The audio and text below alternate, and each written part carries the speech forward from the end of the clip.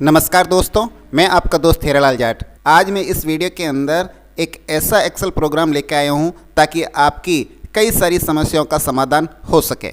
यह Excel seat वेतन के एक पार्ट से जुड़ी हुई है जो है एरियर। किसी भी वजह से कार्मिक के वेतन के अंदर बदलाव होता है तो हमें उसका डिफरेंस पे देना पड़ता है। इस हेतु हमें एरियर को देने के लिए कई सारे कैलकुलेशन करने पड़ते हैं, कई सारी मातापची करनी पड़ती है। कई बार हमें सैलरी एरियर देना पड़ता है तो कई बार हमें डीए एरियर देना पड़ता है, कई बार हमें फिक्सेशन एरियर देना पड़ता है, कई बार हमें एसीपी का एरियर लगता है तो वो देना पड़ता है। उन सभी समस्याओं को मद्देनज़र रखते हुए एक ऐसी सीट का निर्माण किया है जिसके तहत आप कोई भी एरियर चंद पलों में तैयार कर सकते हैं। तो चलिए शुरुआत करते हैं इस वीडियो का। अब तक आपने इस चैनल को सब्सक्राइब नहीं किया है तो ज़रूर सब्सक्राइब कर ले तथा अपने दोस्तों के साथ ज़रूर इसको शेयर करना ताकि राजस्थान भर के सभी साथी इनसे लाभान्वित हो सके। और मैं चाहूँगा कि राजस्थान के बाहर भी हमारे जो यूजर है वो भी इसका फ़ायदा उठाएंगे। इसी प्रकार के और अन्य वीडियो बनाने के लिए, हमारा मनोबल बढ़ाने के लिए इस वीडियो को लाइक शेयर जरूर करें, कमेंट जरूर करें। कमेंट बॉक्स के अंदर जाकर कमेंट लिखकर ज़रूर बताना कि ये वीडियो आपको कैसा लगा है। इसके अलावा आपको किसी प्रकार की कोई दुविधा समस्या हो तो आप ज़रूर कमेंट बॉक्स में कमेंट करें, हम उसका ज़रूर समाधान करने का प्रयास करेंगे।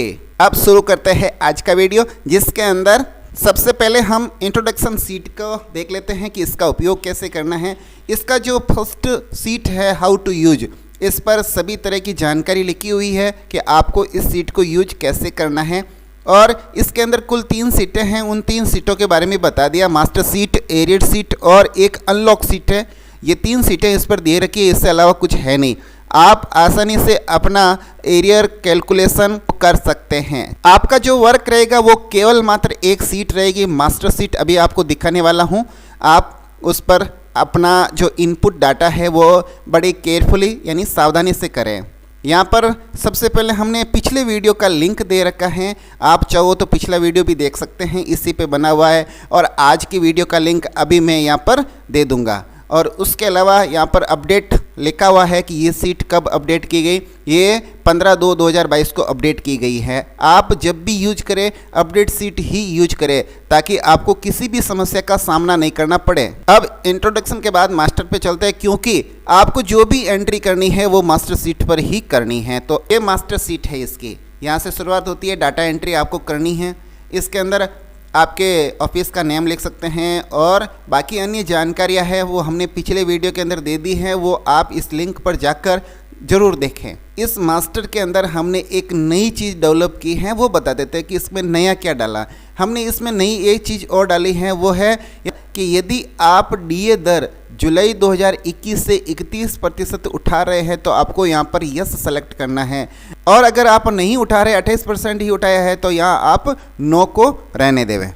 इसके अलावा आपको जो बार बार समस्या आती है, जो 2 साल के स्थायीकरण के बाद उनके फिक्सेशन का एरियर बनाना होता है, उसमें दिक्कत होगी, तो वो दिक्कत आपको बिल्कुल नहीं आएगी। हमने संशोधन भी कर लिया इसके सीट के अंदर। इसके अलावा आप ध्यान रखें कि जो ये लिखा है, जो पूर्व वेतन मिला है उसका प्रकार सेलेक्ट करें, यानी रेगुलर पे मिला है या फिक्स पे मिला है। अगर कोई कार्मिक 2 साल का प्रोबेशन पीरियड ख़त्म करके अब रेगुलर कार्मिक हुआ है और उस दरमियान उसका वेतन थोड़ा पहले मिलना था, लेकिन किन्हीं कारणों से यानी किन्हीं वजह से वेतन थोड़ा बाद में मिला है, तो उसका एरियर देना पड़ता है, वो अंतराल देना पड़ता है वेतन का।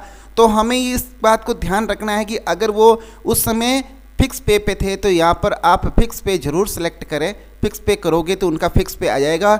अगर चेंज है तो आप यहाँ पर चेंज कर सकते हैं। और अगर वो कार्मिक नियमित है, पहले भी नियमित था और किसी कारणों से उनका वेतन एरियर देना पड़ रहा है, तो उसको रेगुलर पे रखें और उनका वेतन जरूर यहाँ चेक करके लिखें। इसके अलावा बाकी सभी कॉलम वही हैं जो हमने पिछले वीडियो के अंदर जानकारी दी है, इसलिए अब वापस पुनः दोबारा जानकारी देने का कोई अर्थ नहीं बचा है।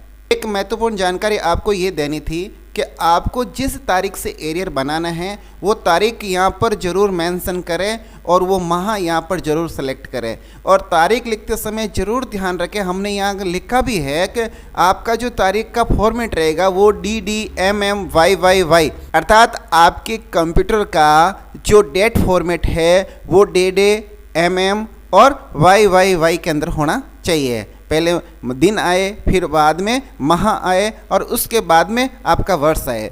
अगर आपके कंप्यूटर के अंदर पहले मंथ आ रहा है और बाद में डेट आ रही है तो ज़रूर चेक करके उसको सही करें, नहीं तो यहाँ पर ये कैलकुलेशन सही नहीं कर पाएगा। अगर आपके दिनों की संख्या 13 या उससे अधिक हो रही है तो वो बताएगा नहीं, कारण क्योंकि ये आगे महीना आ रहा है तो फिर वो कैसे लेगा, क्योंकि महीनों की संख्या 12 होती है और आपके 13-14 हो रही है, तो वो अगर यहाँ डे की जगह मंथ आ रहा है तो वो बिल्कुल रॉन्ग बताएगा और आपका एरियर बनेगा ही नहीं। आप जिस माह से एरियर बनाना चाहते हो उस माह की कोई भी तारीख अगर आप जैसे मेंशन करोगे, जैसे मैं यहाँ मेंशन करता हूँ 16 तारीख, 16, 12 और 17 करता हूँ। अगर मैंने ऐसा किया तो ये बता देगा कि ये आप 16 दिनों का वेतन बना रहे हो, यहाँ से उठा लेगा वो ऑटोमेटिक। अब मैं यहाँ तारीख चेंज करूँ, यहाँ मैं तारीख लिख दूँ 12/11 और 2017। अगर मैंने इस प्रकार से किया है तो भी ये कैलकुलेशन करके दिनों की संख्या बता देगा कि आपको 19 दिनों का वेतन बनना है। तो ये इस प्रकार से आपका ऑटोमेटेड पीछे वेतन कैलकुलेशन हो जाएगा। लेकिन आपको ध्यान ये रखना है कि आपके पीसी यानी कंप्यूटर का जो फॉर्मेट है डेट का, वो डे पहले होना चाहिए, मंथ बाद में होना चाहिए और ईयर बाद में होना चाहिए। इस प्रकार का होना चाहिए। अगर आपको एसआई का डिफरेंस निकालना है तो एसआई जरूर मेंशन करें। यहाँ पर यस करोगे तो ये कॉलम अपने आप शो हो जाएंगे, इस प्रकार से दिखाई देंगे। और अगर आपको डिफरेंस नहीं निकालना तो आप नो रखें, ये अपने आप यहाँ से गायब हो जाएंगे। इसी प्रकार अगर आपको और कोई कटौती बीमा की आद में हुई है उसका डिफरेंस है तो यहाँ यस करोगे तो ओपन हो जाएंगे यहाँ से। इसके अलावा अगर कार्मिक जीपीएफ का है और जीपीएफ का भी आपको डिफरेंस निकालना है तो ज़रूर इसको यस रखें और यहाँ पर राशि को मेंशन कर दें। जीपीएफ का डिफरेंस भी पीछे अपने आप बन जाएगा। और जीपीएफ का कार्मिक नहीं है, एनपीएस का है तो आप यहाँ पर नो कर देना, अपने आप कॉलम यहाँ से गायब हो जाएंगे और पीछे भी एंट्री नहीं आएगी। इस मास्टर शीट पे कम से कम 4-5 मिनट की एंट्रियाँ हैं, वो अगर आप तसल्ली से सही तरीके से भर लेवे तो आपको एरियर बनाने में कोई तकलीफ नहीं होगी। आप जैसा चाहते हो वैसा आपका एरियर बन जाएगा। जैसे अभी हमने ये तारीख सेलेक्ट की है और जैसे हमारा यह महीना जनवरी है तो हमें तारीख भी जनवरी की डालनी पड़ेगी। तो हम यहाँ पर 12/1 कर लेते हैं। हमने यहाँ पर 12/1 कर दिया। अब ये अपने आप पीछे ऑटो कैलकुलेशन हो जाएगी। जैसे चलें एरियर सीट पे तो ये एरियर सीट अपने आप हो गई है। यहाँ पर जो पे ड्यू डेट रन जो भी है 19 दिनों का बनना है तो 19 दिन का ही वेतन यहाँ पर बनेगा और उसके अलावा बाकी सभी माह के वेतन अपने आप सही तरीके से बनेगा और उनका डिफरेंस यहाँ पे डिफरेंस निकल जाएगा। उसके अलावा इनकी जो कटौतियाँ हैं वो कटौतियाँ शो हो जाएगी। अगर एनपीएस का कार्मिक है तो एनपीएस दिखाएगा और अगर जीपीएफ का कार्मिक है तो यहाँ पर जीपीएफ शो होगा। और अगर आपने एसआई को मास्टर शीट पर यस किया है तो उनकी कैलकुलेशन भी यहाँ दिखाई देगी। और कोरोना रिलीफ फंड और एरियर जीपीएफ 2004 ये अपना आप आएंगे, आपको कुछ नहीं करना है, सब इसके अंदर कर रखा है। जैसे ये जहाँ जिस महीने के अंदर होना है वो ऑटोमेटिक हो जाएगा। और जहाँ पर जीपीएफ 2004 में जाना वेतन जुलाई 2021 से सितंबर 2021 वो 3% वो अपने आप हो जाएगा, आपको कुछ नहीं करना है। ये सीट पूरी ऑटो जनरेट है, यहाँ आपसे कुछ नहीं होगा। ये सिर्फ आपको यहाँ कैलकुलेशन देख लेनी है, आप खुद चेक कर सकते हैं कि कहीं त्रुटि तो नहीं है।